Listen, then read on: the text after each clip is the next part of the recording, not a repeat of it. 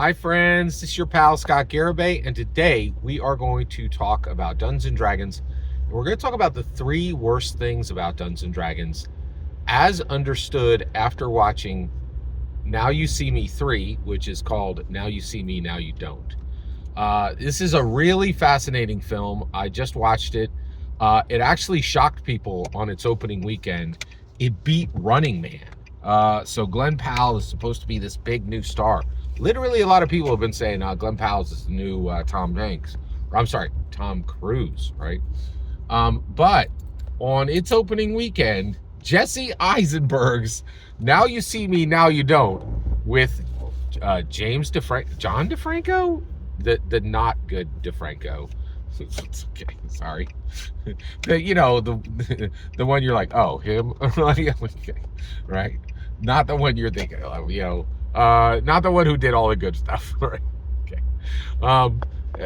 And Woody Harrelson, who was very good in it, actually.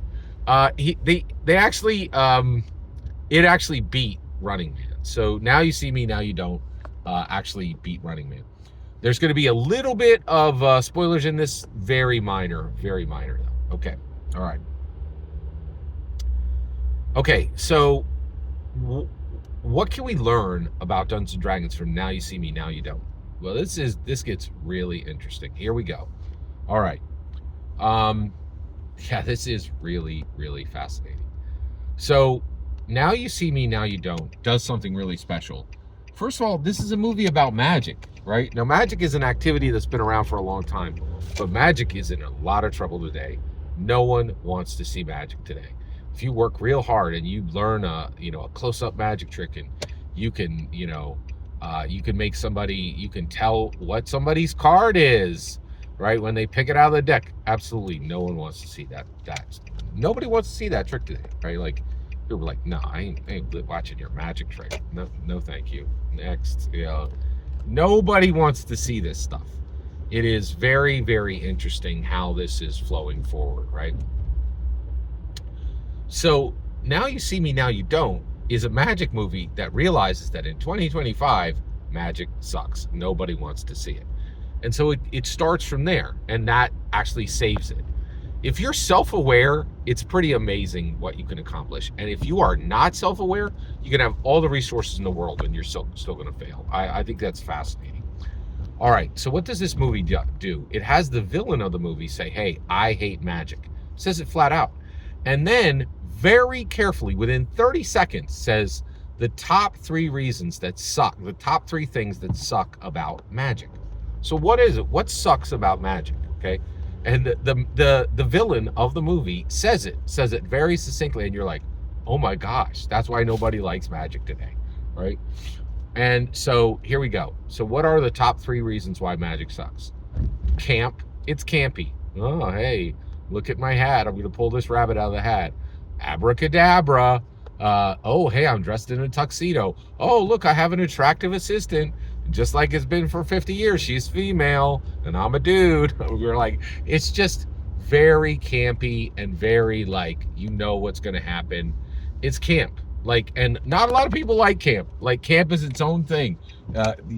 Camp is that's a discussion of itself, but like, there's a lot of people who do not like camp, right? So it is campy. Okay. Next, cheese. It's cheesy, right? You're like, oh, and the reason why it's cheesy is you're like, oh, well, you palmed the card. The card went into your sleeve, right? Like, and the other thing is, I think part of the cheese too is the person has to have confidence and has to be, and like, there's trickery in it, right? Like, it's, but the cheesy part is at this point, the idea that, here's the other thing. The internet has really ramped up the cheese in that you're like, oh my goodness, what an incredible trick. And nobody believes that. They're like, oh, I already know what you did.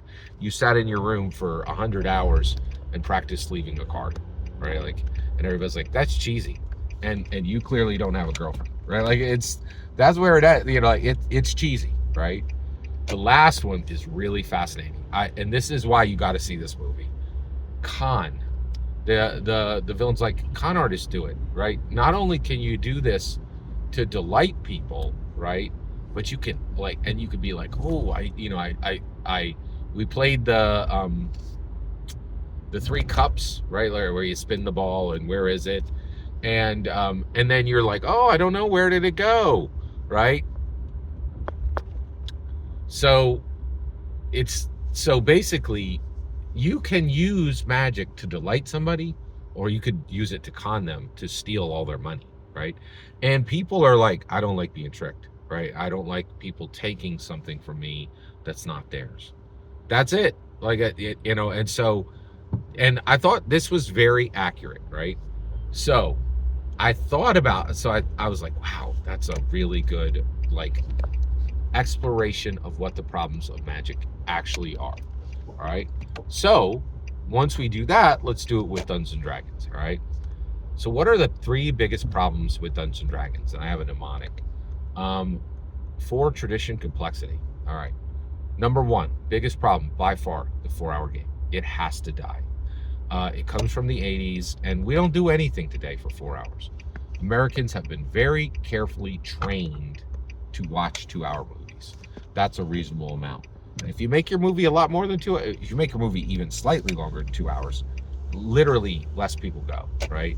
And like you stick somebody in a 3-hour movie, they're like, for the love of Lord, for the love of all that is good, please let me leave, right? Like, and we're saying, oh yeah, and honestly, I think if you sit people down to a 2-hour D&D game, they're not going to feel antsy because they've sat through movies that are 2 hours, right? And at the end, they're going to be like, oh, that was awesome. But I think what people don't understand is we sit people down for Dungeons and Dragons. They're delighted in the first hour. And then they're like, oh, this is pretty good in the second hour. And then they're like, in hour 3, they're like, please, can I leave? And then in hour 4, they're like, the moment I'm released from this table, I will never do this again. 4-hour game has to die. It has to die. All right, next, tradition. Well, wait, you're saying that's a problem? Yeah. So first of all, this one is a double-edged sword. It is a problem, and it is one of the reasons why Dungeons and Dragons has succeeded. Okay. Dragonlance Shadow of the Dragon. F. Wesley Snyder comes forward and he goes, Takesis is Tiamat, right? And everybody's like, no, Takesis is not Tiamat. Go talk to Margaret Weiss. What did she say? She said Takesis is not Tiamat. There was a huge fight. Like, it literally was an intellectual property, a lore fight over one detail. And Dungeons and Dragons is like this on every single thing. Every single D&D canon book, you will be able to find 100 videos of Grognard saying, this is broken tradition, and I don't like it, right? So the traditions of Dungeons and Dragons with the lore, with the mechanics, with its history, right? There's lies that are like lies about its own history that are part of its tradition. One of them is that Lorraine Williams was a bad businesswoman. She did nothing but invest value in Dungeons and Dragons from 1986 to 1997. The successful Dungeons and Dragons we have today would not exist without her. She fixed every problem that Gary Gygax made for the game, right? Because he handpicked her to do it, right? But go ask a few people about Lorraine Williams. You ain't gonna hear what I just told you, right? You're gonna hear a pile of lies, a tradition of lies, right? And there's tradition on the game's history. There's tradition on the game's mechanics. There's tradition on the game's lore. It's everywhere. It is, and if you even budge from these strong traditions, people get upset, and that's a problem. That is one of the 3 biggest problems of Dungeons and Dragons. Last is its complexity. It is outrageously complex. Today, the starting ante to play Dungeons and Dragons is 1,150 pages of rules and lore for the DMG, the PHP, and the MM, and it is outrageously complicated throughout the entire thing. Needlessly complicated, arbitrarily complicated. Its complexity is way, way too high. And this has been done for an incredibly selfish reason, to keep it with really, really smart people and make it so that people who are not geniuses cannot play it, and that's been successful. The only people who play D&D today are incredibly charismatic, confident, and intelligent. And frankly, I know this sounds strange. I want to stop that. I want non-intelligent, non-charismatic, non-confident people to start playing D&D. Like, we need it. Every single word you just heard in this video is my humble opinion.